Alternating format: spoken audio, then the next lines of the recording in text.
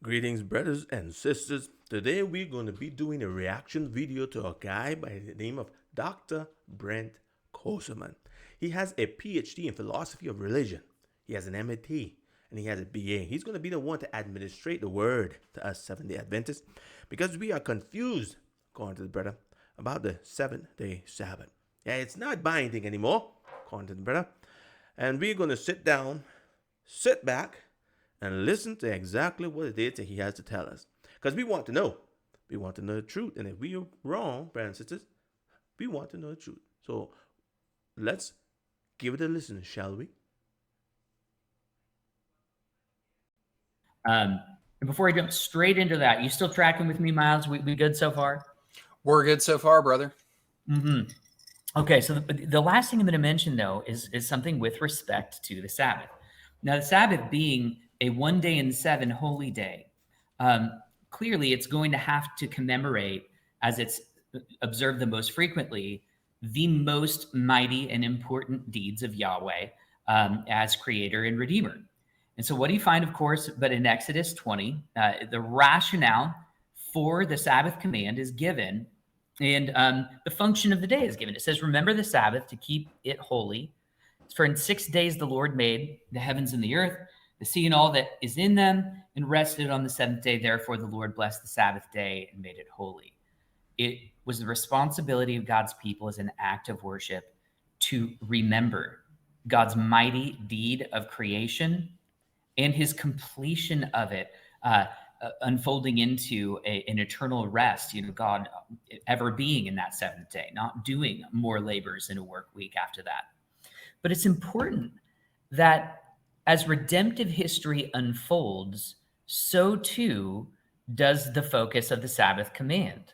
When this law is repeated in Deuteronomy 5, we're told in verse 12 that we are to observe the Sabbath day to keep it holy. But when the rationale is given, the rationale given is that you shall remember that you were a slave in the land of Egypt, and the Lord your God brought you out of there by a mighty hand and by an outstretched arm. Therefore, the Lord commanded you to observe the Sabbath day. Implicit. Wow. We really start. We need to go and look at that text, shall we? Let's go down to Deuteronomy and see exactly what it says.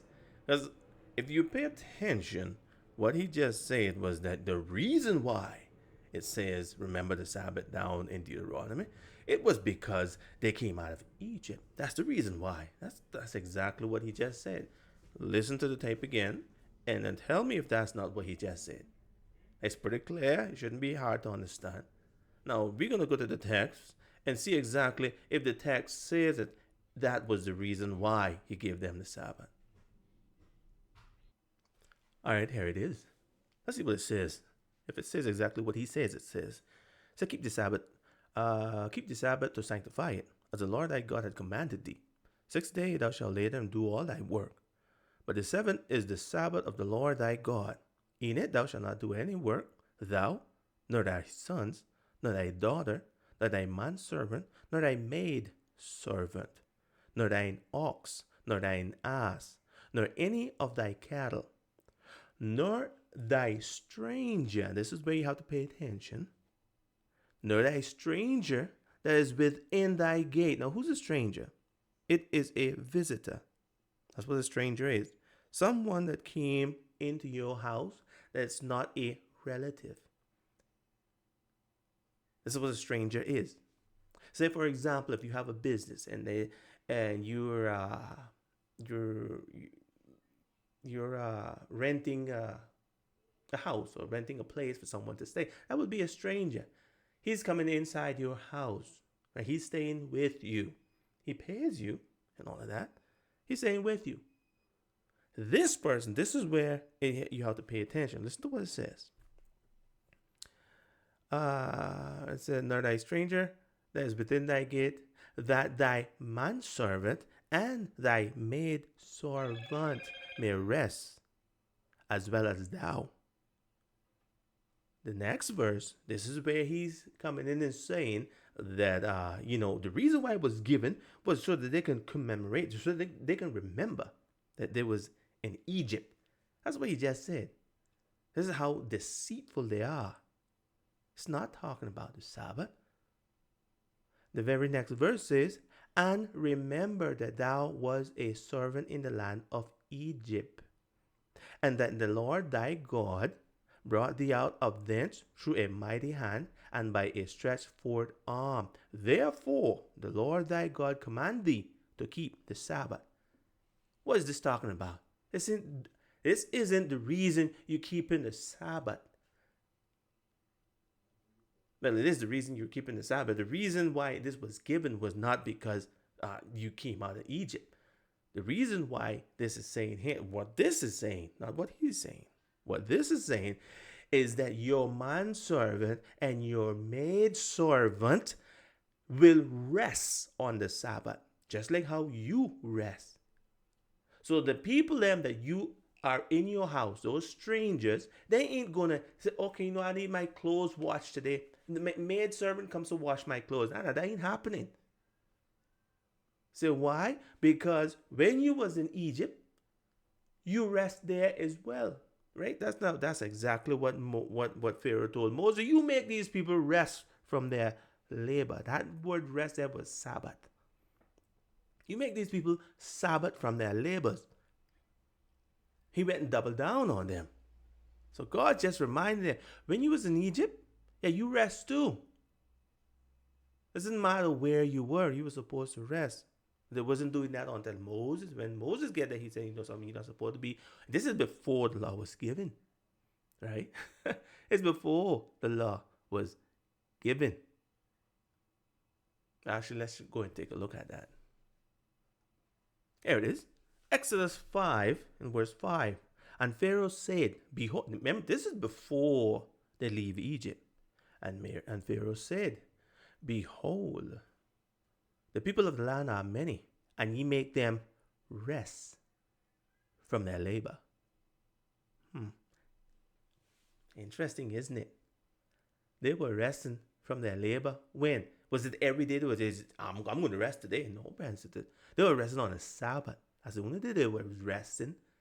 But some people might say, oh, how do you know that is that's the Sabbath there? Well, let's take a look at that. Here it is. Exodus 5:5. And Pharaoh said, behold, the people of the land are many, and ye make them rest. See the word there, rest? Let's see what that says. It says Sabbath. You make them Sabbath from their labor. This is before the law was given at Mount Sinai. Before the law was given, they were resting on the Sabbath. There's a lot of these gurus, they like to stop there and say, something, the law was given at Mount Sinai. It was only for the Jews. Only for the Jews. The law was given at creation. That's when it was given.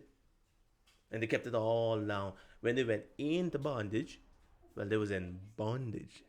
They couldn't keep the Sabbath. They didn't start to keep the Sabbath until Moses went back down there and said, something, we supposed to be keeping the Sabbath. 6 days you shall labor, and the 7th day is the Sabbath of the Lord thy God. It is his day. It is the Lord's day. It's not yours. Interesting, isn't it? All right. Let's continue. See what else. See what else he has to say. Pretty sure he got something else to tell us. As mighty as the work of creation was, creation was bringing into being, giving life and relationship to personal creations who had no deserts because they didn't exist.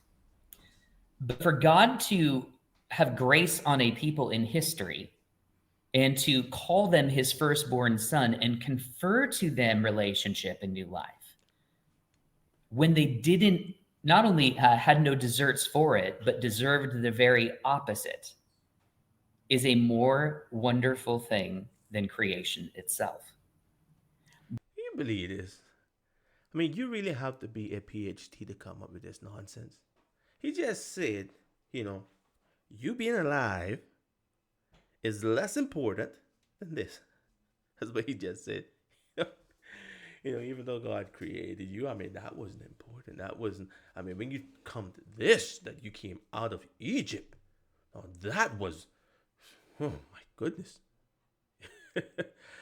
That's a PhD, man.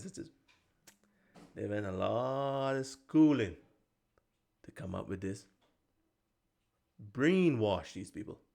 That's what this development in focus tells you. Once we understand that the point of the fourth commandment is to commemorate by rest from our normal labors and by devotion of ourselves wholeheartedly to the remembering of the mightiest deeds of God, it is entirely natural that the New Testament people would understand the fourth commandment has to be kept with reference not to the creation and not with reference to the redemption from Egypt, but with reference to Jesus Christ, resurrection from the dead. Incredible. Now you will ask them, well, where do we find that in the Bible? It's in there. It's in there somewhere. Where do we find it? How do we come to this conclusion?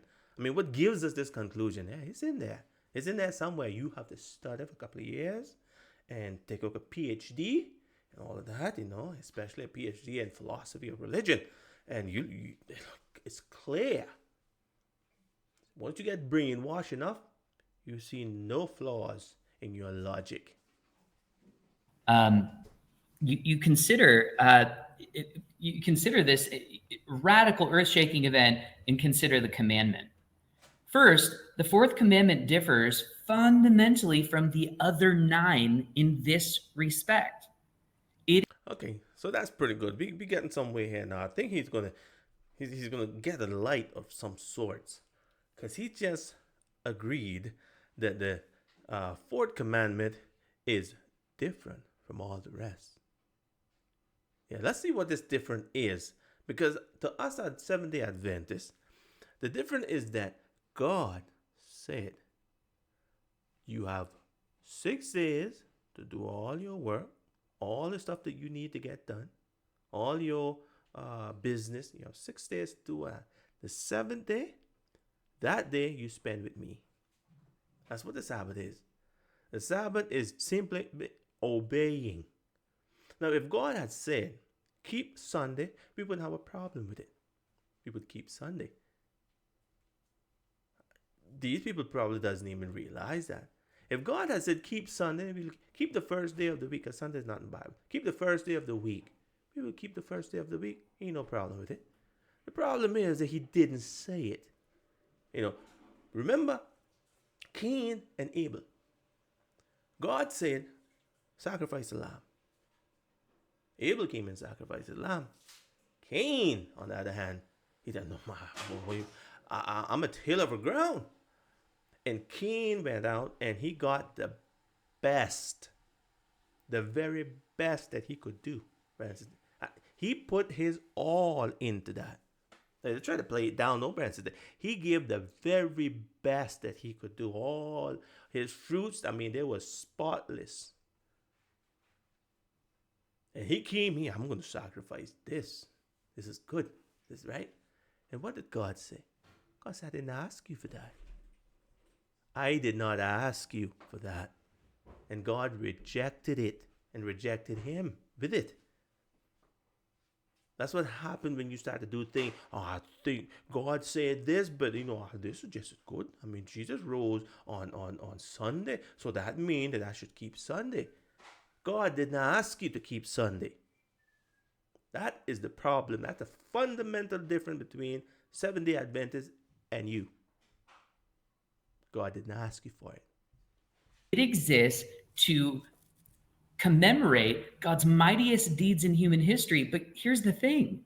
God's mightiest deeds in human history weren't finished in Exodus 20 or in Deuteronomy 5. That commandment, therefore, is inherently and of its nature open-ended as it anticipates God's mighty deeds to come. He didn't explain how this is open-ended. Because he's a PhD, he already studied this and he knows. He just can't explain it. Like, it's open-ended, It wasn't finished.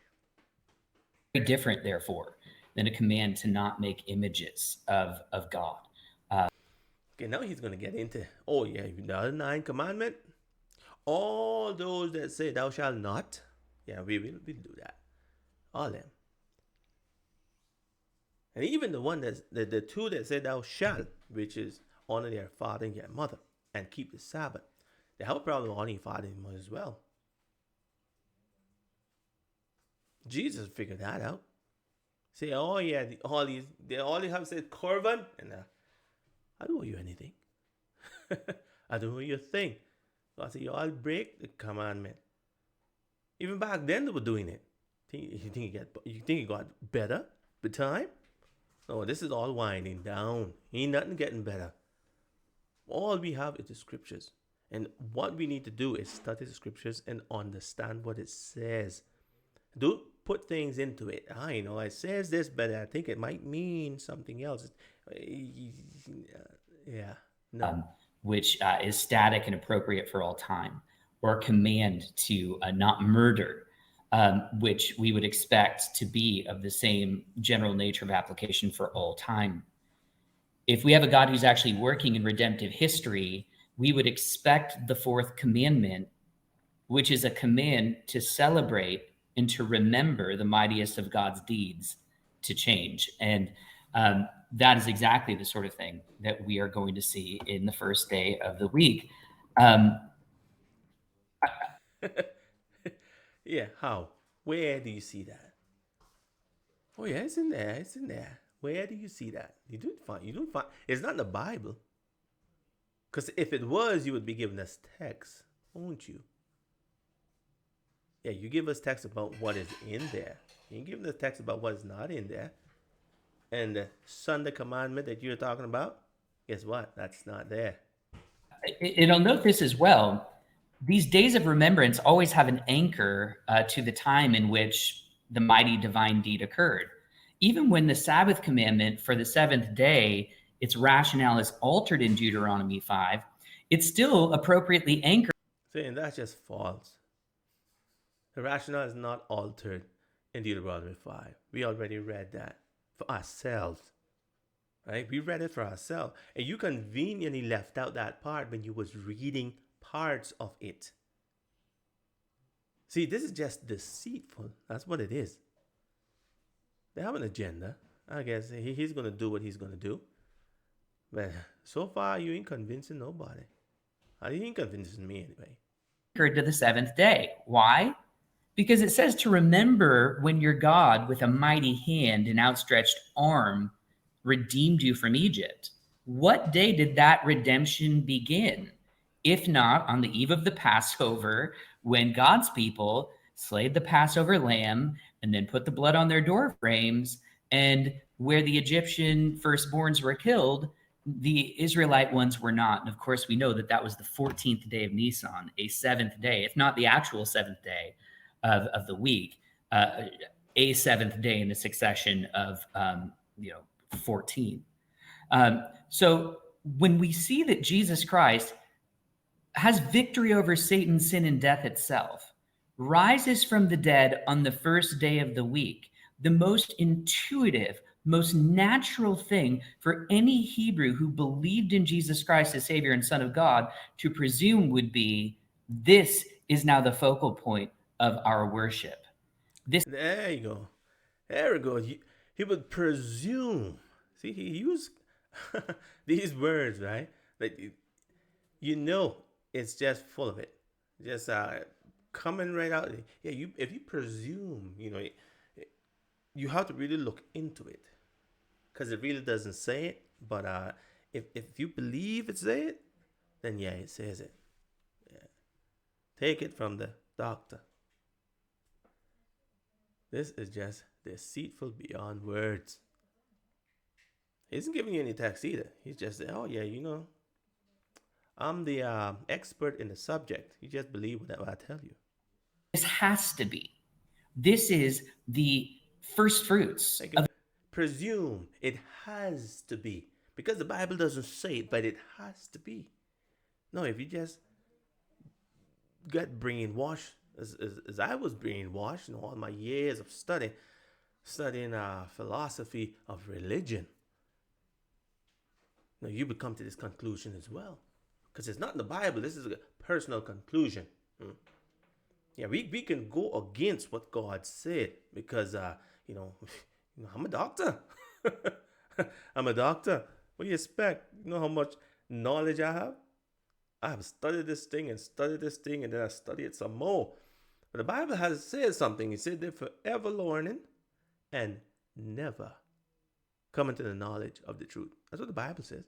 Forever learning, but never coming to the knowledge of the truth. You can't help these people. It's a sad state of being. Of a new resurrection creation. This is God's ultimate deliverance, not from the boundaries of a mere hostile nation who has placed us in servitude.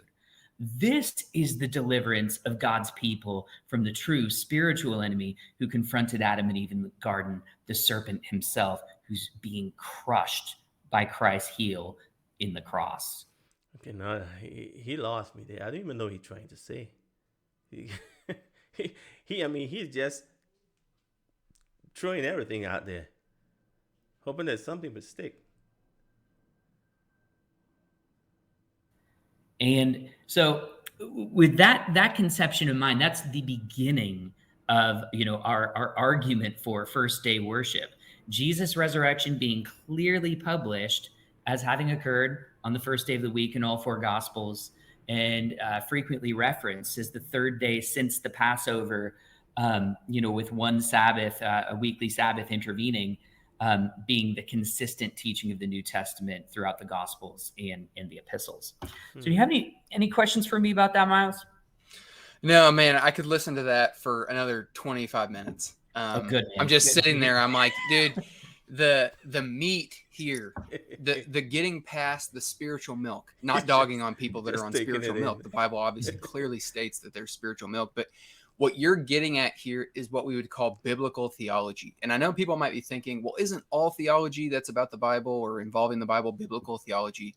Well, no, the topic of biblical theology is really looking at the whole narrative of the Bible and kind of where things are going.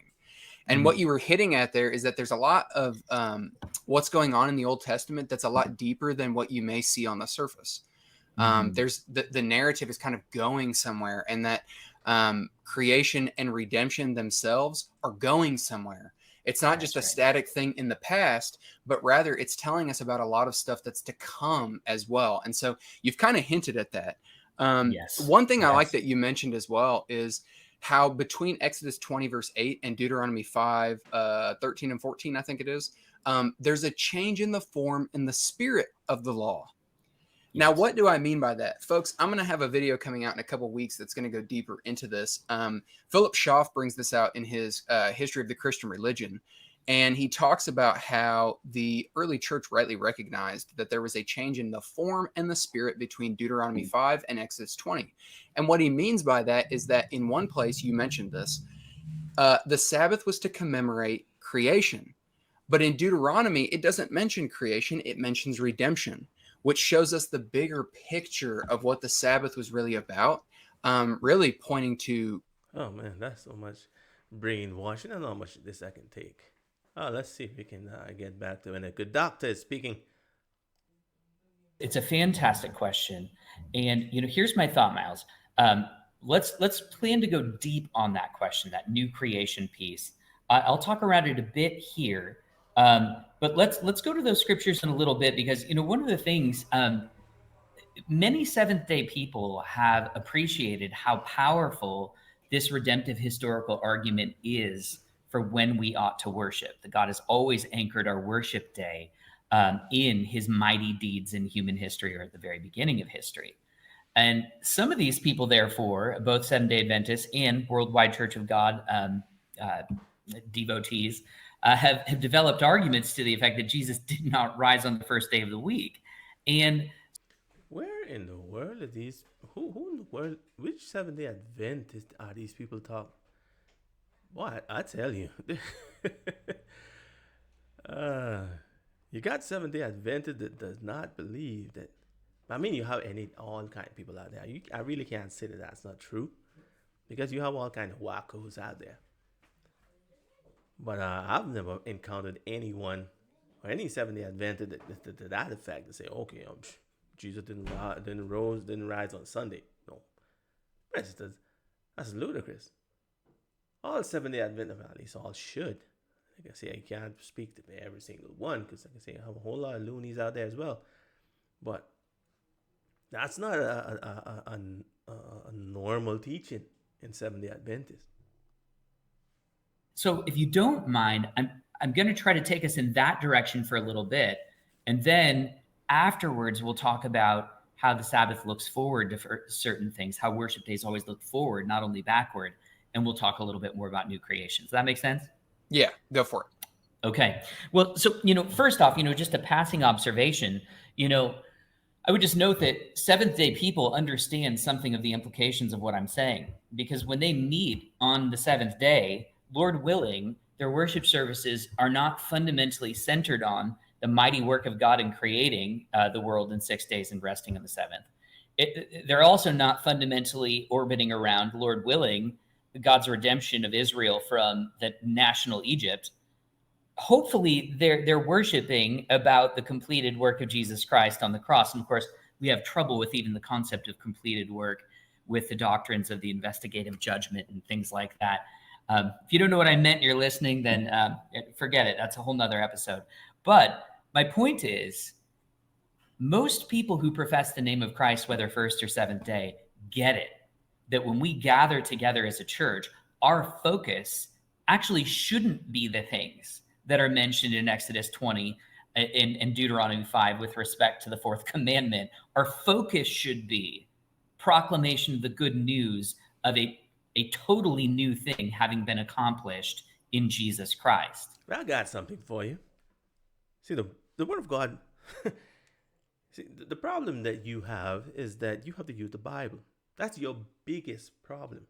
And the Bible condemns you. You see, Christ even said, if you break one, you break the other 9 as well. What Jesus said. If you break one, you break all 10.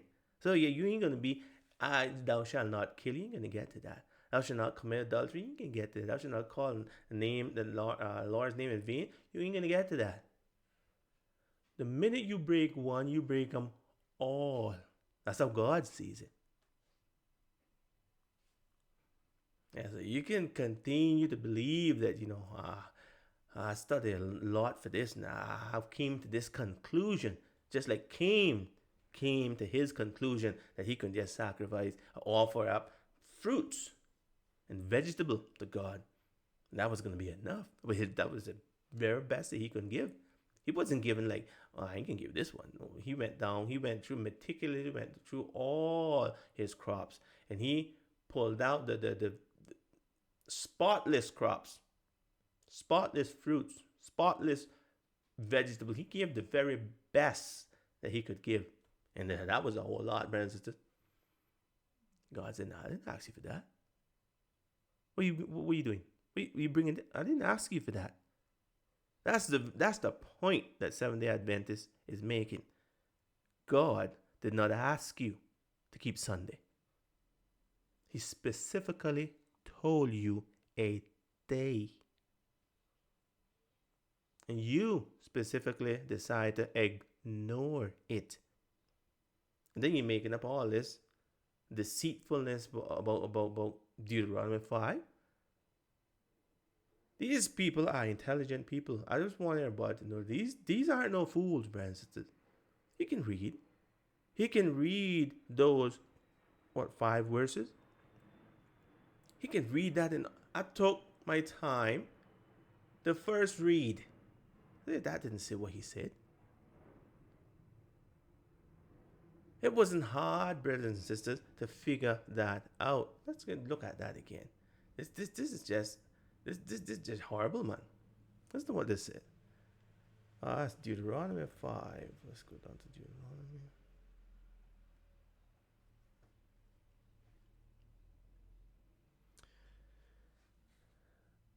Now, here in verse 14, this here is telling us that you should keep the Sabbath, right?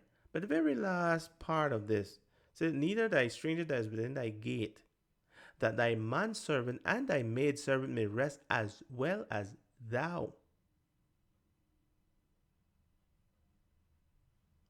And remember that that was a servant in Egypt. Why? Because your manservant and your maidservant will rest as well. These people are not going to be working on the Sabbath. The stranger, they're going to have to wait until the Sabbath ends. Whatever wasn't done on Friday ain't going to be done on Sabbath. That was the point I was making there. There are man-servants. I want to put that in quotes. Servants, right? Servants serve. God said the servant ain't going to serve. Why? Because just like how when you was in Egypt, you didn't serve on the Sabbath. Remember that. These are just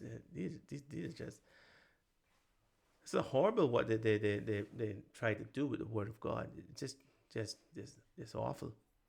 But once you admit that, once you say that that should be the focus of our worship, it stands to reason and in accordance with the entire analogy of Scripture that the very day of worship would be altered so as to commemorate that specific event to coincide with when that mighty deed of He ain't gonna give me no words for this.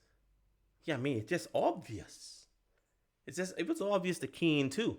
It was obvious. I'm a tiller of the ground. It's obvious that I would give the very best of what I have to offer. I don't think I ain't out there with sheep and all of that stuff.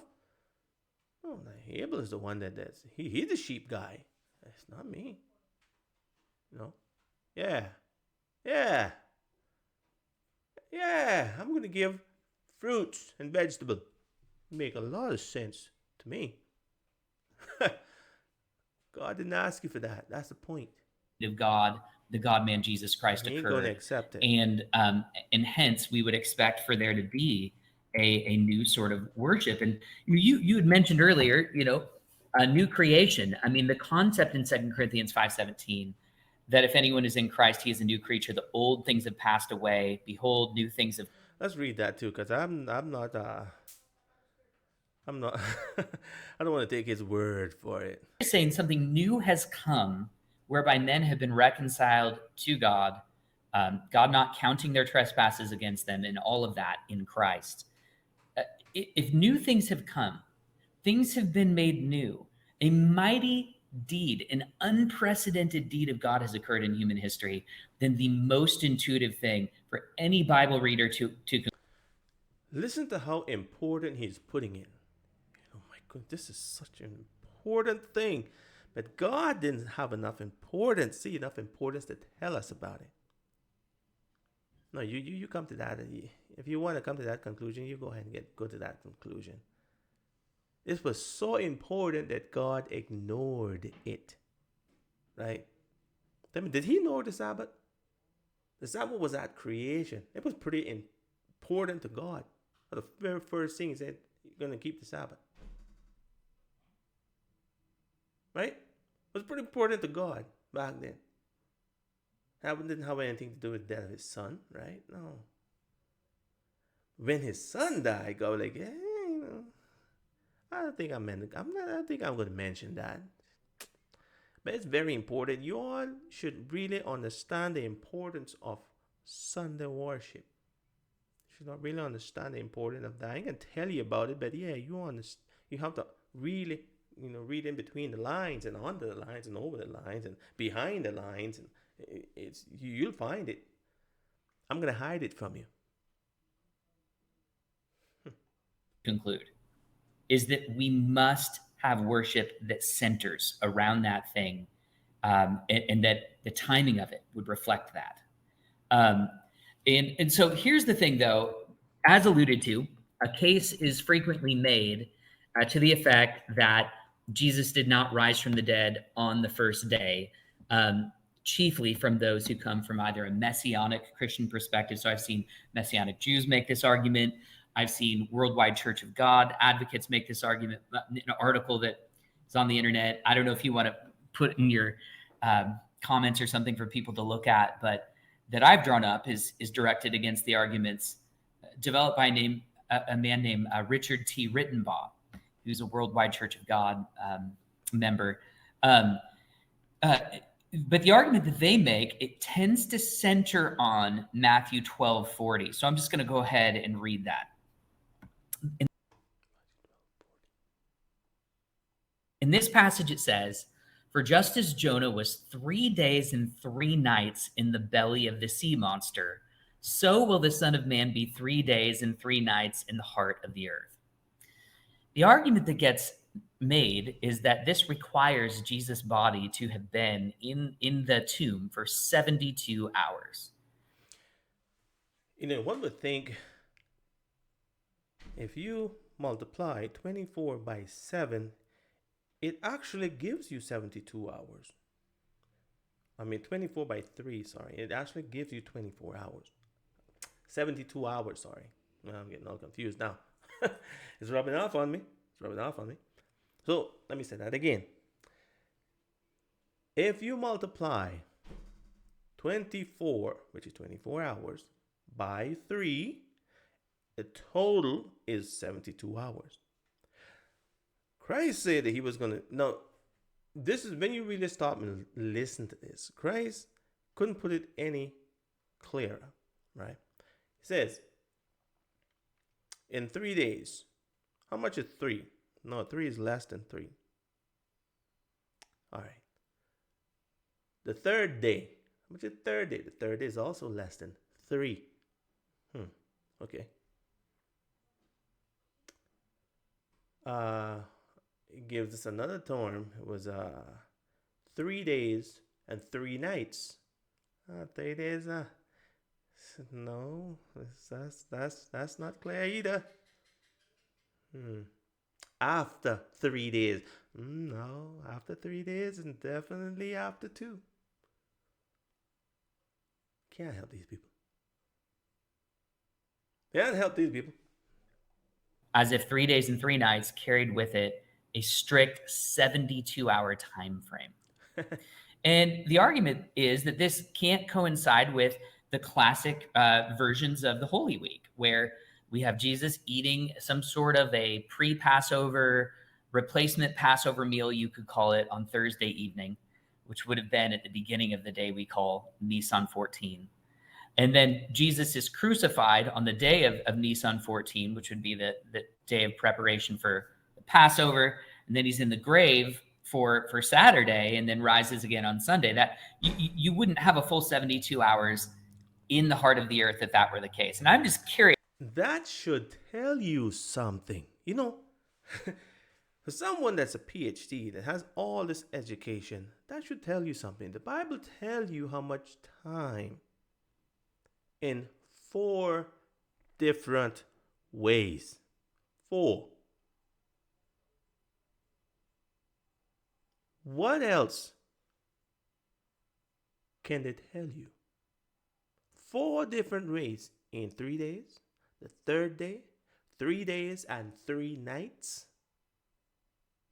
After 3 days. And let me tell you, brothers and sisters, those are all synonymous. Those times, you're going to use whichever you're going to use after 3 days for all 4 of them. It would have been the same thing. The 4 terms are synonymous in the Bible. All 4 of them.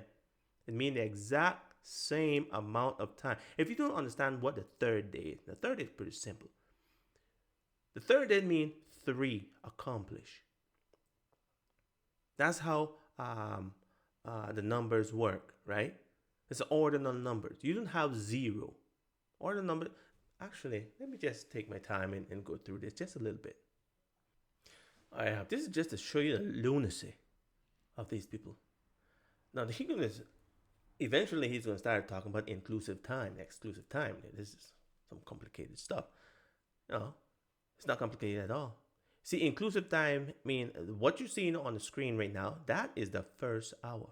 Yeah, 12 o'clock is the first hour. That's inclusive, brothers and sisters. 1 o'clock is the second hour. 2 o'clock is the third hour.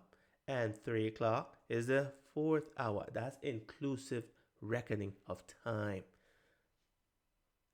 You don't have to be a genius to figure out that's not right. Right? That's something wrong with that. No, this makes perfect sense to these people. Perfect sense. This is illogical. Huh. No, brothers and sisters. See, we have a sundial here. This is a sundial, right? The sun would come up. Which I'm not even going to go through all of this. Let's get right down to the nitty gritty, right? Now, the third year that it didn't rain for 3 years. So it wasn't 3 years actually, less than 3 years. That's what I want to tell you. This is inclusive reckoning of time. Now, in 1 King 18, verse 1, because he's going to go ahead too. You want to make a big thing out of this thing. This was it was inclusive reckoning. No matter how you do, you can't get this. You can't get 3 days and 3 nights from Friday. Common sense would tell you that. Common sense also would tell you that that is wrong. Common sense. But we kind of void of that today. Listen to what 1 King 18:1 says. And it came to pass after many days that the word of the Lord came to Elijah in the 3rd year, saying, Go, show thyself unto Ahab, and I will send rain upon the earth. Go, show thyself when? In the 3rd year. Oh my goodness, in the 3rd year. That's like 2 years and a half. Like 2 years and something. Because the inclusive reckoning is 2 years. Remember, when you have 2, you have 3 in the inclusive reckoning of time. As soon as you have 1 second of that year, you have the entire year. Because time doesn't stop when you have 2, right? When you have 2 years, that's a split second. And you go into the next second, which would be, this is the 3rd year. But let's see how the Bible shows that. Because this would be basically in the graph here. This is how they think about it. This is the 3rd year. That's how he's going to get into all of this foolishness. But how did the Bible? Because the Bible tells us about this again back down in James. This is the New Testament now, referring to what the time that was allocated back then. Let's see what that says. James 5, verse 17. Elias was a man subject to like passion as we are. And he prayed earnestly that it might not rain. And it rained not on the earth by the space of 3 years and 6 months. That was the 3rd year. See, Christ said after 3 days is the 3rd day. James says after 3 years is the 3rd year. You start to see a correlation here, right? This problem that they have, that they can't count to 3, that's not a biblical problem. That's their problem.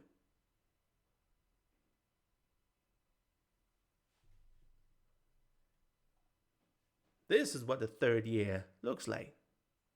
According to the Bible. Not according to them, because they have their own agenda. Oh yeah, they have their own agenda. That's all I'm going to say about that. Let's not get into this. Let's continue. See what he has to say. See what that's. Curious, Miles, have you ever come across this sort of thinking? Most definitely. I know there's some people that view the channel. I don't know if they necessarily are getting this from that individual. Actually, I think I should do it. Now that they're going to make a big stuff out of it. Let's go ahead to the crucifixion week and see exactly how this actually played out in the crucifixion week.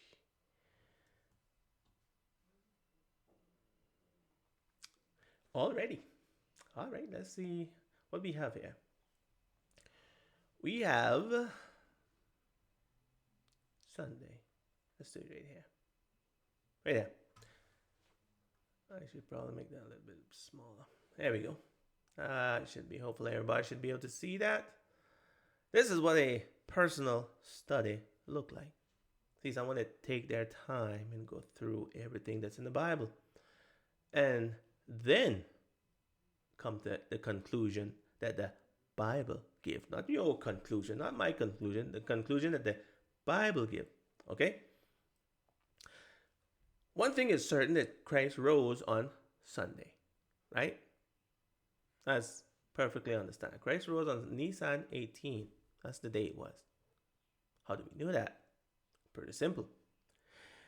If Christ was going to be in the tomb 3 days and 3 nights, and we know he rose on Sunday, so he wasn't in the tomb that night for Sunday, right? Pretty simple. So we just count 3 days and 3 nights. Sunday going backward. You have Sabbath, you have Friday, and you have Thursday. These are the 3 days and 3 nights that he's going to be in the tomb. Not dead, in the tomb. He died before that. If he was dead on Nisan 15, that means that Nisan 14 he was alive, right? So Wednesday would be Nisan 14, and that's how Nisan 18 is Sunday. Pretty simple. Just sit down and go through all of the Bible texts. I have a video on my channel as well that explains all of this. Shows you step by step, brothers and sisters. As you can see here, there is 14 days that the Bible gives us. The Bible gives us 2 weeks, brothers and sisters. 2 weeks. Day by day. 2 weeks. So ain't nothing wrong with the Bible. There's something wrong definitely with these people. So that's the reason why you have 3 days and 3 nights, brothers and sisters. Christ did not die on Friday. But let's just look at Friday. Let's just consider Friday. Because you see, they like to hold down on the inclusive reckoning of time. So we're going to say, okay, Friday. Let's start here on Friday. We have Friday evening when he died at 3 o'clock. And we do have a problem here as well. Because the Bible tells us that he was not placed in the tomb until after sunset. That's right. Let's see if we get back there and take a little look at that as well. Wednesday. The Bible tells us right here. Mark 15, in verse 42 to 47, and Matthew 27, 57 to 60, tells us clearly that he was placed in the tomb after sunset. So by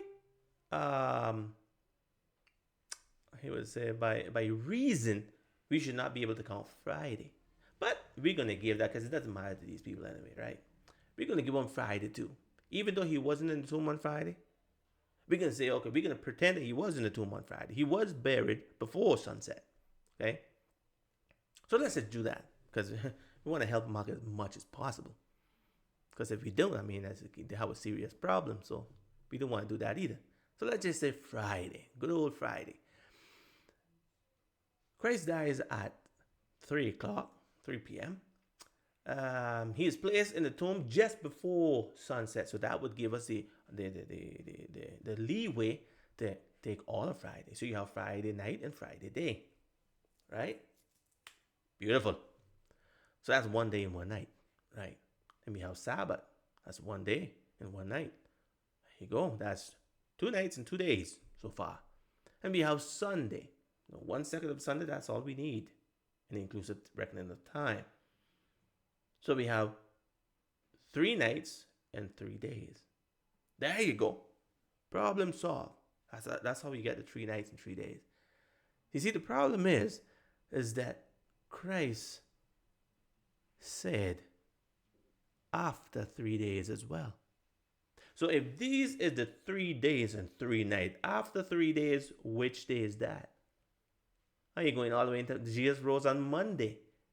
You see, even giving them all of the foolishness that they have made up, even giving them all of it, So, okay, you want to pretend that Jesus died on Friday. You want to pretend that he was buried before sunset. Oh, fine.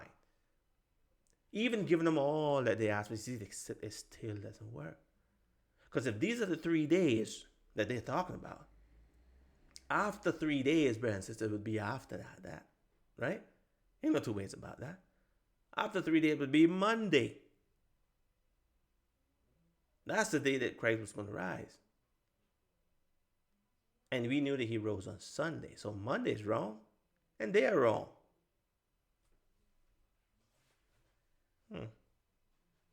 Interesting, isn't it? All right, let's see what else they have to say. But yeah, I've heard that from people outside of YouTube, as well as people that watch this channel that sort of used the same argumentation along those lines. Perfect. Well, yeah, then a link to that article will be super helpful, and I can get you one a little later.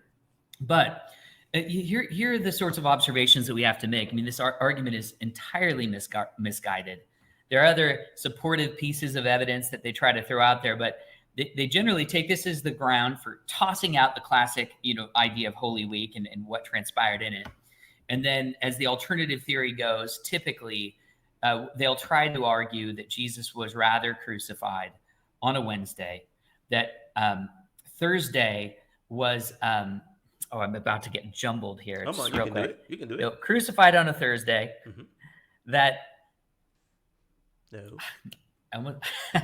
I've got to get my own diagram up here. That's what you've got to do. Yeah. Just a second. No, you're good. He really looked into this, huh?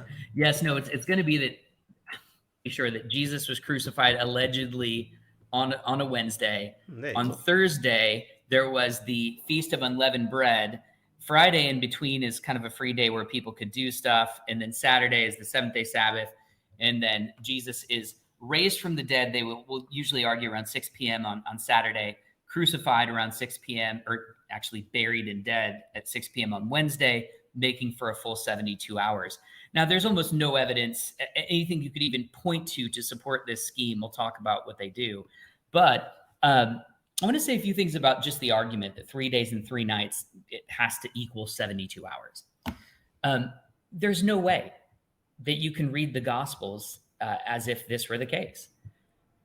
Many, many, many more scriptures say that Jesus was going to rise from the dead on the 3rd day after his death and crucifixion. There's no way to be in the grave for 72 hours and rise from the dead on the 3rd day after you were crucified. It's just simply mathematically impossible. You can't do it.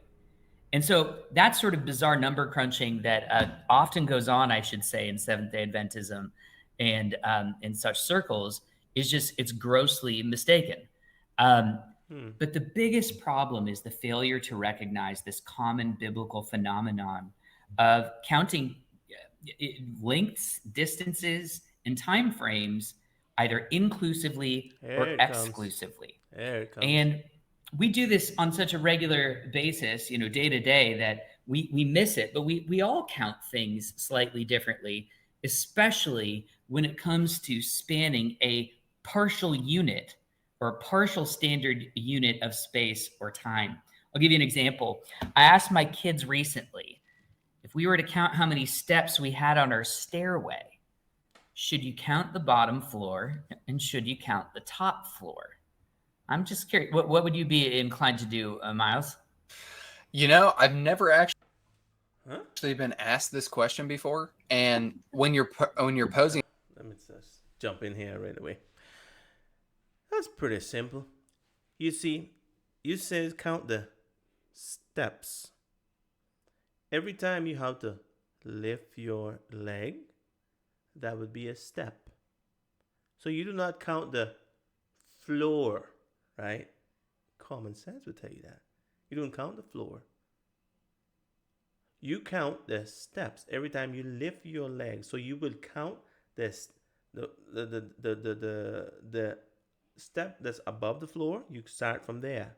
And then obviously you count the top floor as well, right? Because you're stepping up. Once you don't have to step up, then you don't count any more steps. See? It's pretty simple, but I wonder what Brother Miles is going to say. And I'm like, man, that's kind of like a deep question to be asking your kids, you know? And so I don't know. I guess my gut response would be, no, you don't count them. You don't count them. So you only count the ones in between. It was funny, when I asked my kids this, they said if I'm on the bottom floor, I would count all the steps in between and the top floor, because it's like I lifted my leg to get up on that step, but I wouldn't count the bottom floor. Just the same, I think people might be inclined to say if I'm going down the stairs, I'm not going to count the step I'm standing on at the top, and I'm going to count every step in between and maybe the bottom floor. Bottom line is, there are 3 different ways you could count your stair steps. You could do it maximally inclusive would be to count the bottom floor and the top floor and every step in between, and maybe you have an 18. And that would make no sense, right? Step staircase. Minimally inclusively would be to only count the bottom or count the top, depending on whether you're going up or down. And exclusive counting would only involve everything in between. Well,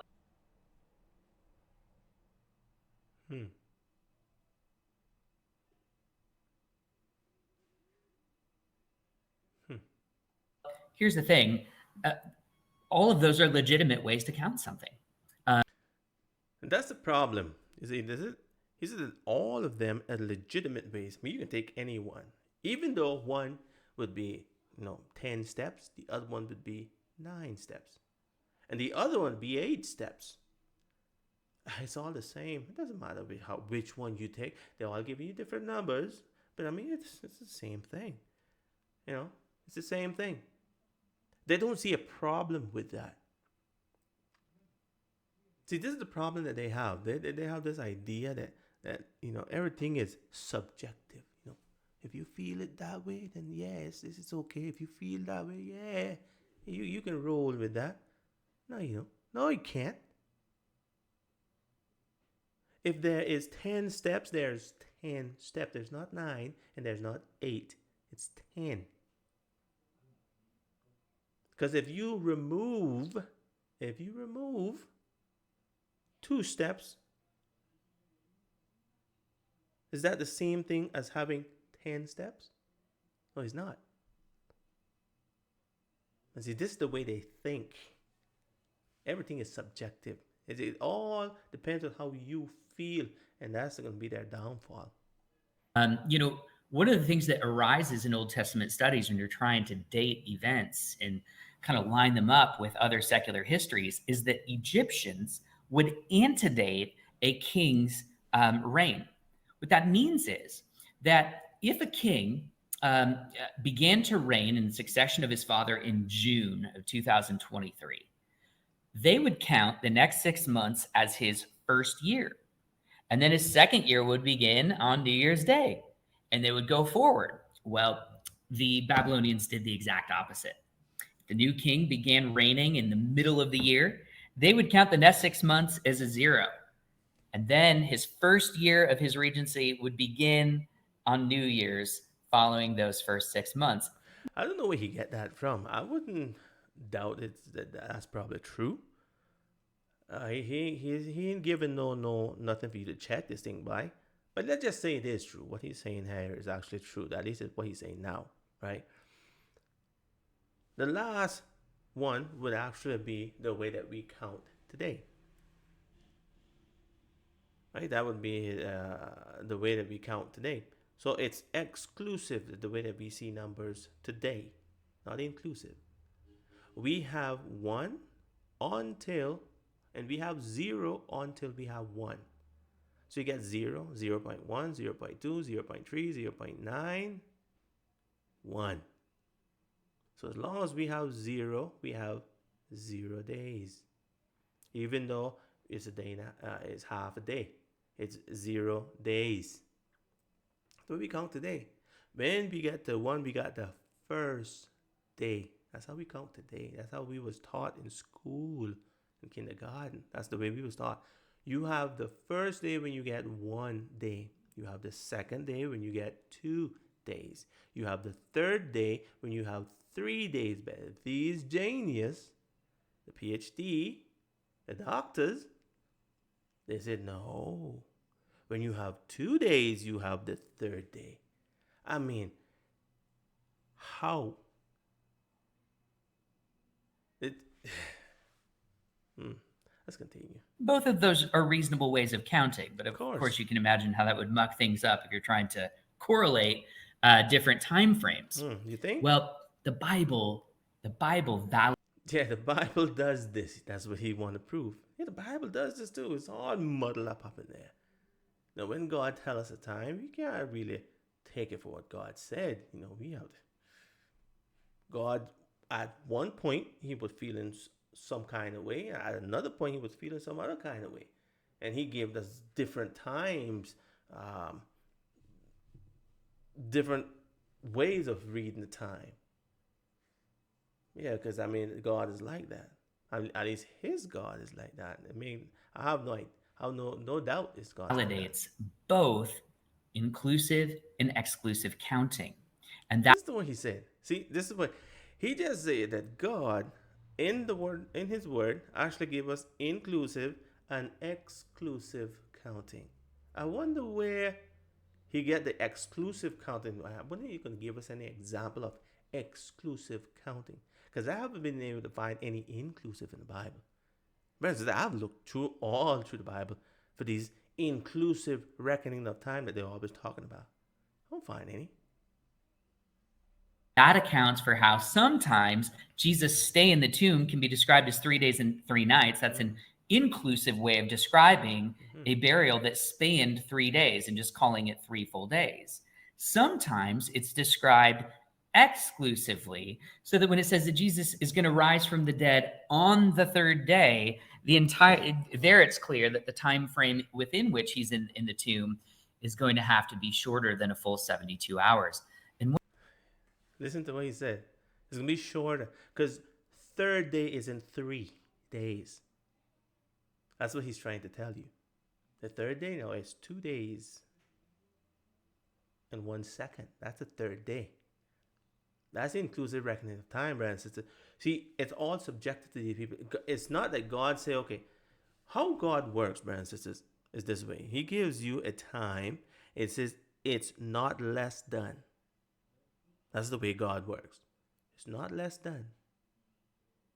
If he says 3, it is exactly 3. It can be more, but it ain't going to be less. It's exclusive reckoning of time. That's the way God. Otherwise, we would be all confused. Okay, what did he mean here? How do we know what he's talking about here? It's a whole bunch of foolishness. But that's the God that they serve. That's their God. That's the Trinity. One of the best ways to see that this is, those are both perfectly legitimate ways of describing something, is by considering other time frames in the Bible. I would ask you this, Miles. How many days was it between Peter's confession of Christ at Caesarea Philippi and the Transfiguration? Do you know how many days elapsed in between? I don't. Yeah, well, okay, that's fine. Matthew 17:1 and Mark 9:2 says that 6 days elapsed. It says after 6 days. All right, let's take a look at that. All right, that's what it says. Let's see if we can figure this out, because he seemed to be having a little problem with it. It says here in Matthew 17, verse 1, and after 6 days, Jesus taketh Peter, James, and his brother, and bring them up into the high mountain. After 6 days. Now, is that less than 6 days, or is that more than 6 days? I think it would be more than 6 days, right? So you have 6 days that is completed. After those 6 days, Christ is going. Let's see if we can figure this out. Okay, let's get back to the brother. You know what they're clearly trying to do, by the way, is correlate Jesus going up the high mountain after 6 days. And Mark 9:2 says that 6 days elapsed. It says Matthew 17:1 and Mark 9:2 says that 6 days elapsed. Now let's go to Mark 9:2, shall we? Mark 9:2. Bible says, And after 6 days, Jesus taken them. Oh, it's the same thing. And after 6 days, Jesus take it. Peter, well, it's the same thing after 6 days. And we go back to Matthew.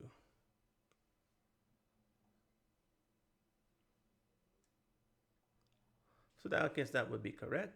It does say that 6 days elapsed. Are we good? So I see no problem there. Elapsed. It says after 6 days. You know what they're clearly trying to do, by the way, is correlate Jesus going up the high mountain as himself a theophany to his disciples with when Moses goes up in Exodus 24:17. Oh, yeah, because it says specifically that the cloud rested for 6 days, and then it's only on the seventh day that he gets to go up. Awesome. So that's clearly what they're trying to do. But here's the thing. If you read Luke 9:28, it says that it was about 8 days after Peter's confession that Jesus went up the Mount of Transfiguration. Interesting. I wonder how can we figure this out. Let's go ahead to the verse. Let's see if we can understand what was actually said. Okay, let's go ahead to Luke 9:28. Verse 28, let's see what it says. There we go. And it came to pass that after 8 days, and it came to pass about 8 days after these saying, he took Peter, James, and John. Okay, so here it tells us it was about, right? About 8 days after these sayings. Oh my goodness. I don't know what to say. Don't know what to say, but let's see if we can figure it out, shall we? I'll just go back to our little thing here. So let's have the weeks here, right? Let's just zoom out just a little. See if we can understand what was said. So let's just assume that starting from Thursday, actually let's start from Sunday, right? Sunday. Let's keep it first day, second day. So you got one, you got Sunday, you got Monday, you got Tuesday, you got Wednesday, and you got Thursday, and you have Friday. Right, that would be 6 days. From Sunday to Friday would be 6 days. Sabbath would be after 6 days. Okay? Zoom in. Sabbath would be after 6 days. Very good. Now, after 6 days, this Sabbath day would be 7 days, right? After 6 days would be Sabbath. Now, it says about 8 days, so that would bring us to Sunday, right? That would bring us to Sunday. Oops, sorry about that. It says about. Think about it. About, if you were to stand and someone put something about you, what are they doing? They're putting something around you, right? It's going around.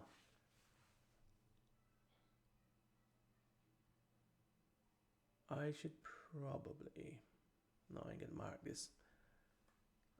Capture. Just put the cursor on here. All right. There we go. That's a little better. So we got Sunday, right? Let's do this again. What is about Sunday? About Sunday would be Sabbath and would be Monday. And that would be about Sunday. It's the thing that's encircling the thing. And the 8th day would be Sunday.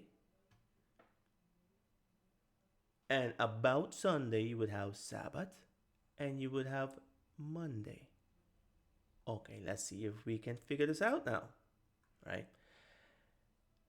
If after 6 days was the Sabbath, right? That'll be after 6 days.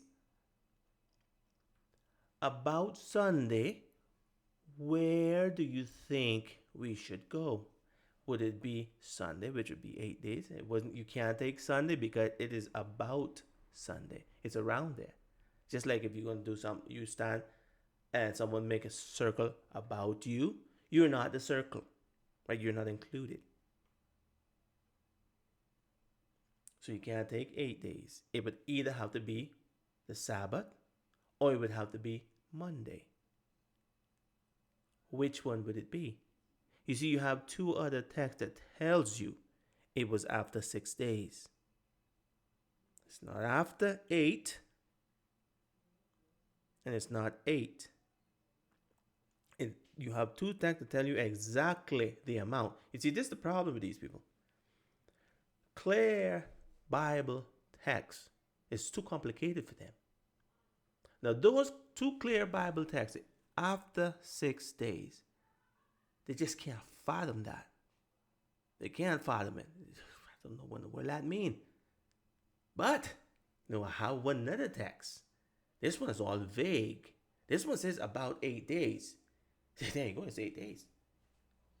But that one is clear. You see what I just did there? They got inclusive, exclusive time, reckoning time, a bunch of foolishness. For instance, it is after 6 days. The Bible tells you it's after 6 days, and tell you it in one text say it's about the 8th day, or about 8 days. Sorry, about 8 days. It will be around 8 days.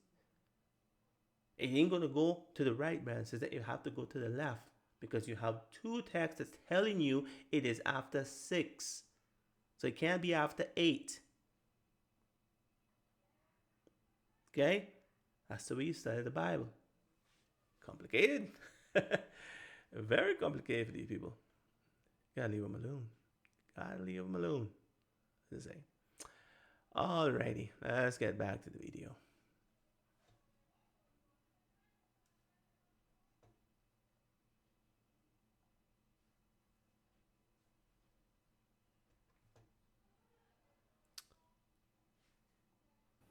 It says that it was about 8 days after Peter's confession that Jesus went up the Mount of Transfiguration.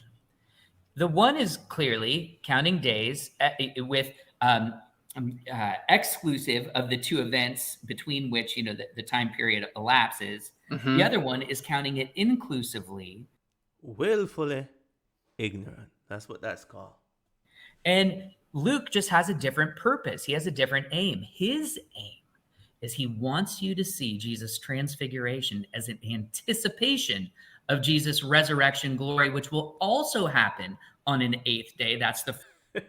So you got to dig deep, deep for that. That's out of sight. It says 8 days, so he read all kind of things into that text. Except what it's actually saying. First day of the week in Luke 24:1. He's trying to say, this is the glorious Lord that is going to be revealed more fully on the big 8th day, the first day, which is so. It would be so good if he was to give us some Bible text, right? So we can look at it. No, he can't give you any Bible text because there is none. This is all subjective thinking. It's you have to study a long time to come to these conclusions. Yeah, you gotta take a master's. You gotta be a PhD in something, right? So emphasized all throughout the New Testament. But the point is, two different ways of counting something are perfectly legitimate, and for the purposes of an author to make different theological or typological points, you might use the one or the other. That this is the case is... See, what he just said there, that's simply deceptive. What they are doing, brothers and sisters, they are making people doubt the Bible. That's right. You can't take it for what it says. You can't read it as it reads. You need someone something to actually explain it to you. Because they can't prove anything that they're saying. Miles says he's just taking it in. He's like, yeah, wow. This is deep. This is deep. Yeah, just painfully obvious all throughout the Bible when you actually start reading it seriously. Esther, for example, instructs her companions to fast for 3 days and 3 nights before she goes and encounters the king with a special request. Okay, let's look at that. These people are so deceptive. I mean, it's just mind-boggling. Mind-boggling. Let's see if we can figure this out, right? Yeah, I did. I looked into this as well. Let's see what this is. Esther 4, 16, 17, and 5, 1. Now, just to do a quick outline. They planned on killing all the Jews at a certain date. Esther includes it because she was a Jew. I mean, the key word there was Jew. And any Jew could have been killed on a certain day. And the queen wasn't exempted, right? Obviously, I don't think anything was going to happen to the queen. Because, the king would probably protect her in the castle or something. But that's beside the point. So she decided now that she is going to have to do something. Because Mordecai did tell man they can kill all of us. Who knows if God put you here for such a time as this, right? Verse 16 says, she asks that the people fast. Now, she is asking this. Fast for 3 days and 3 nights. And the queen will also fast 3 days and 3 nights.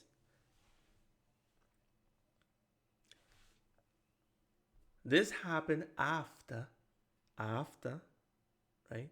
After she spoke, because she didn't know about this either, it seems. That she didn't really understand what was going on. So Mordecai came, he told, they didn't kill all of us. So after he told her that, then she decided, okay, I'm going to need to go into the king. Basically, it wasn't her time to go to the king. She couldn't just show up. Right? How people think, I just show up. No, you couldn't just show up, you get yourself killed. Right? So it was only her life on the line, right? Because if the king does not extend the scepter, that's as far as she goes. And she can get to talk to the king and supplicate to the king, please, I don't want you to kill all my people, because I'm a Jew too. Because she didn't tell the king that she was a Jew.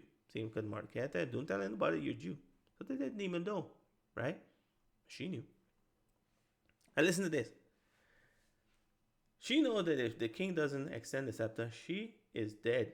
I mean, she ain't going to be able to talk to the king, right? She ain't going to be able to bring her case. It wasn't a democracy, brothers and sisters. Have rights? No, you don't have no rights here. What the king says goes. You have the right to obey the king. That was a right to have. Anyways, to not get off track. She tells him, you all go and fast for 3 days and 3 nights. I also will fast 3 days and 3 nights. Now, Mordecai didn't go into the queen during the night time. That was a big no-no.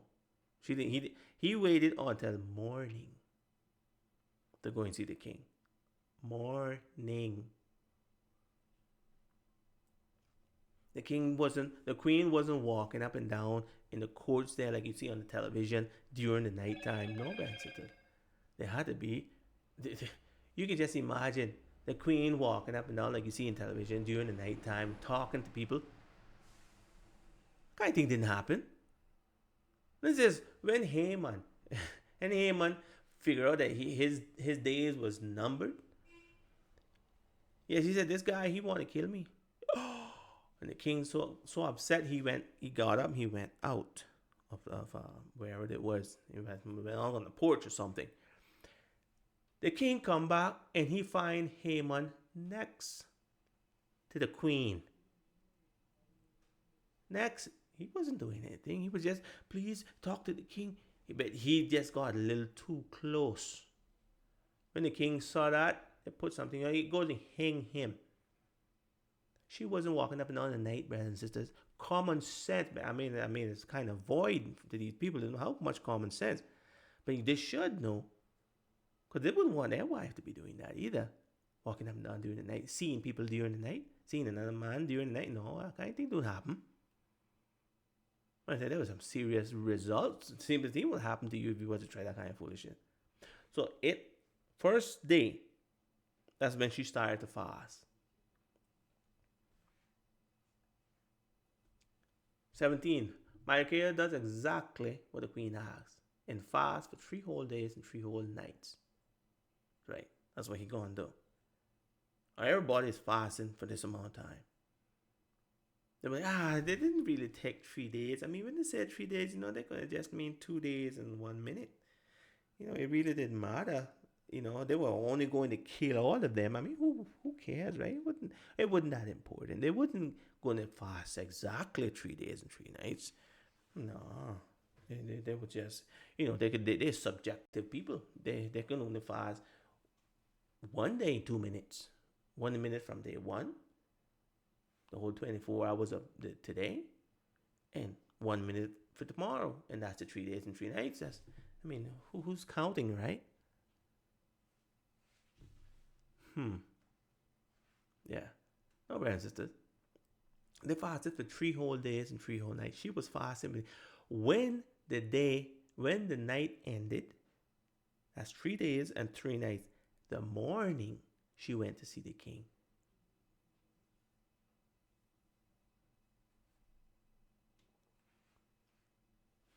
This is what a personal study looks like. Let's continue, see what else they have to say. But it says, so that's Esther 4:16, fast for 3 days, night and day. But it says in chapter 5, verse 1, on the 3rd day, she went to the king.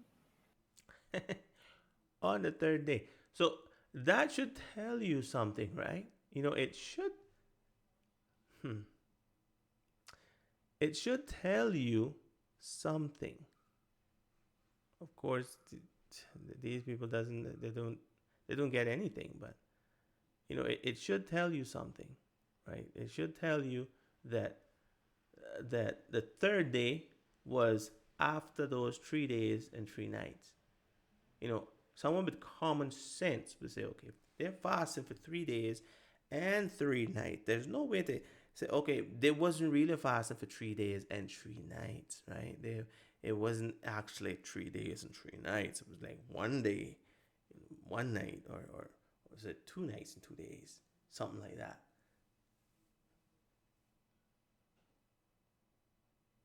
These people are willfully ignorant. That's what I tell you. Willfully. There's no way any sane person would read that and say, okay, 3 days and 3 nights is less than 3 days. 3 days and 3 nights is less than 3 days. I mean, man, have mercy. Anyways. So she's going to the king in the midst of this fasting intercession on the 3rd day, overlapping with some of it. And so we can both describe things as, as 3 full days and 3 nights when the big pivotal event occurs within that time frame as opposed to fully and completely after it. Same thing occurs with Joseph's brothers. It says in Genesis 42:17 that he had them in prison for 3 days, and it says in 42:18 that he released them on the 3rd day. If he had them in prison for 3 days and they were released on the 3rd day, common sense would tell you the 3rd day is after 3 days. Just like Christ said, it's after 3 days. He's going to rise when? After 3 days. He's going to be in tomb when? 3 days and 3 nights. The 3rd day, he's going to rise. So the 3rd day is after 3 days. It's when you have, because time doesn't stop, brothers and sisters. When you have 3 days, the clock doesn't stop, right? It keeps going. You will have 0 days until you have the 1st day. You have the 1st day until you have the 2nd day. You have the 2nd day until you have the 3rd day. When you have the 3rd day, time doesn't stop. It continues going. You have the 3rd day for 23 hours and 59 minutes. You have the third day. Once that day is finished, once sunset, that is the fourth day. That's the way we have been taught in school. It's a shame that you have to be a PhD to think differently, right? In my article, I have like 20 instances of this sort of phenomenon.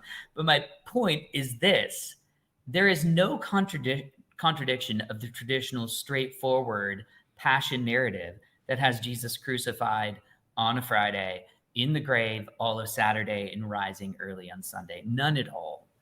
And, the only thing I would observe further is Sunday, traditional straightforward this. There is no contradiction of the traditional straightforward passion narrative that has Jesus crucified on a Friday, in the grave all of Saturday, and rising early on Sunday. None at all. This guy's out of his mind. This guy's out of his mind. Let's look at this again. Just in case someone have missed it. He said there's no contradiction in between Friday and Resurrection Sunday. No contradiction whatsoever. So to explain this to me, let's just say Christ died on the Friday and rose on Sunday. Using the inclusive time, we showed that before, you would have 3 days and 3 nights, counting all of Friday, all of Sabbath, and all of Sunday. Christ wasn't in the tomb when the sun came up. But we're going to count all of Sunday as well. You have a big contradiction here because Christ is supposed to rise after these 3 days. It's a big problem. Because now, the Sunday that you're trying to hold to, you have to let that go because now you have to grab Monday. Monday would be the day after those 3 days, unless I can't count. Which most likely I can't, using your logic. There's so much problem. Let's look at something else. Let's look at something else. Let's just say Christ rose on Sunday, which we know he did, right? And he died on Friday. So Friday would be the 14th of Nisan, right? That would be the 14th day of Nisan instead of Wednesday. Now, if you go to John 12 and verse 1, the Bible tells us that 6 days before the Passover, Jesus traveled to Bethany. I know he probably think that Jesus was keeping Sunday too. You can't put it back. You can't put it past him. Who knows, right? Who knows? Hopefully not, but who knows? So let's try to count that. You have Friday. So 6 days before Friday is what? 1. Let me just do this again. Put the mouse so you'll be able to see what I'm doing. Okay, so you have Friday. Friday would be the 14th. He said there's no contradiction. I mean, no problem whatsoever. Let's look at this other problem. So you have Friday, right? That would be the 14th day of Nisan. So 6 days before Friday is what? 1, 2, 3, 4, 5, 6. Let's see what day that is. You see what day that is? That Jesus was traveling to Bethany. And yeah, let that sink in. But he don't see any problem with it. Yeah, Jesus was traveling on Sabbath. That's what they're saying. Oh yeah, he didn't see any problem with that. None whatsoever. So that tells you how much study he has put into it. They sit down there and study from other people. No, they don't get them to do their own studies, their own investigation. And the little investigation that they does is investigation of other people that study the topic. And then they get their twisted explanation of what actually happened. They'll read the Bible for themselves. Let me show you something. See these things there that's in green? This, brothers and sisters, is basically from one day to the next. This is how the Bible gives it. You have to read all 4 Gospels in order to get this. You can't just read one Gospel. You have to read all 4, because all 4, they tell you, brothers and sisters, what happened on a certain day. And then they say, okay, the night came and this happened. that tells you, brothers and sisters, what happened on each day and each day. And they give you 14 days, brothers and sisters, of this sequential, sequential, what we call this, the sequence of events, basically.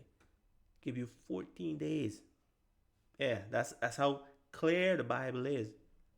He haven't even seen anything like this. It tells you exactly what happened and when it took place.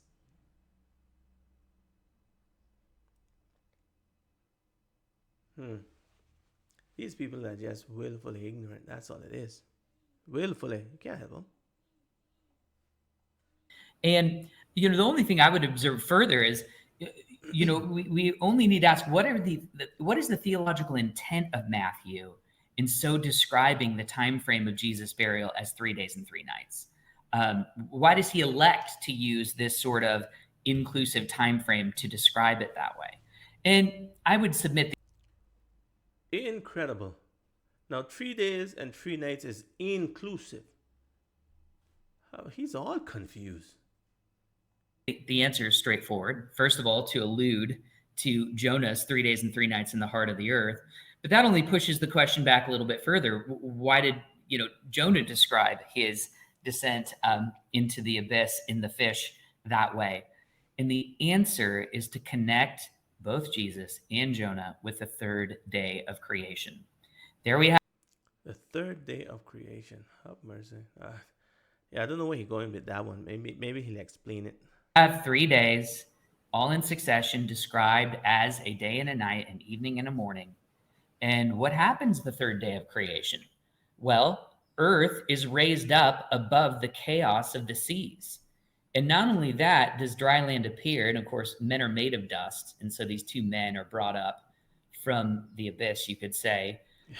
He's just throwing it all out there. He lets something gonna stick. Just throwing it. You got third day. You read all kind of thing into that. From death to life. But on the third day, God, it's the first time he creates a living thing in the material creation. All of the seed-bearing plants begin to spring forth, and life is now on the earth. I know he probably hasn't didn't realize this, but you had water. Water isn't dead. The water has life in it. The minute water dies, everything that's in the water dies. There was water. So you had life right there.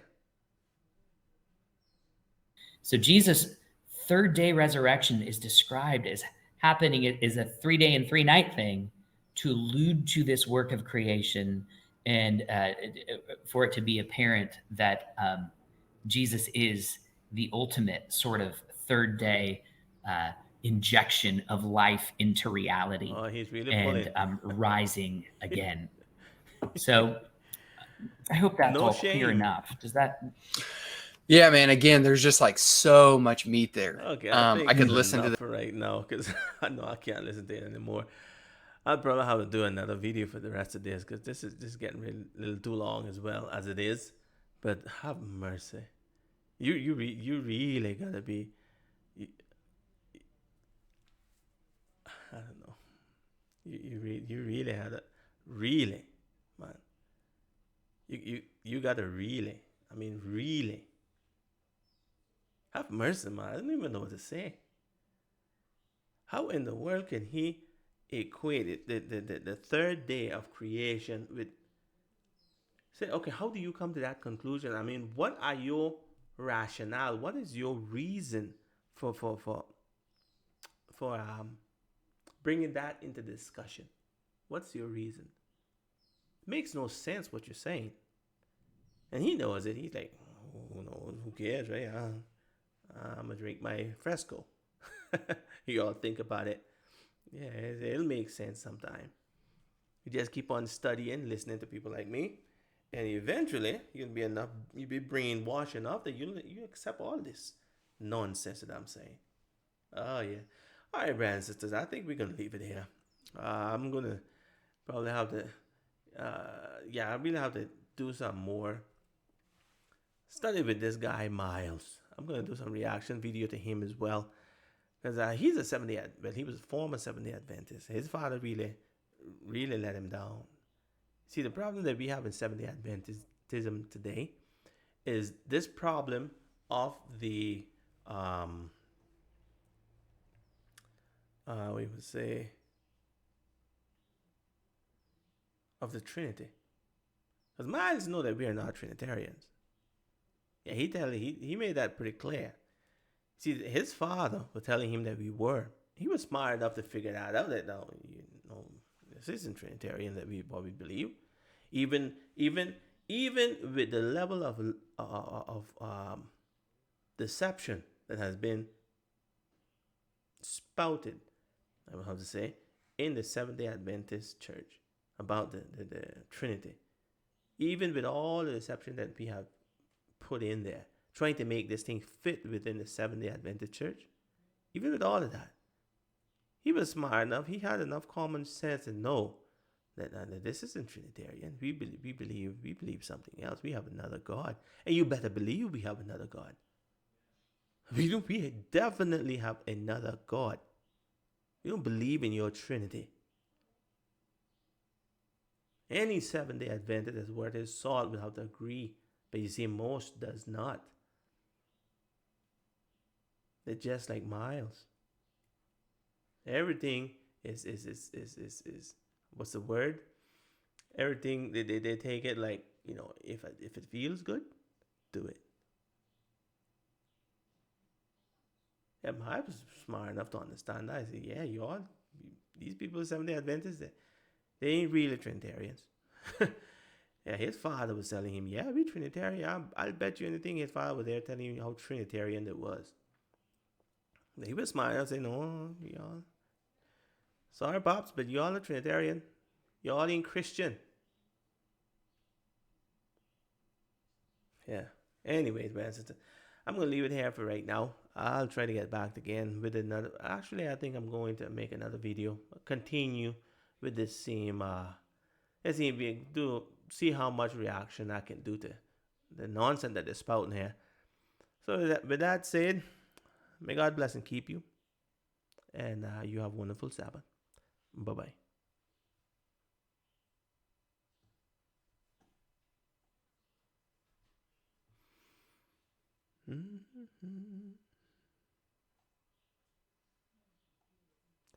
And that should do it. So take care, okay? Bye-bye.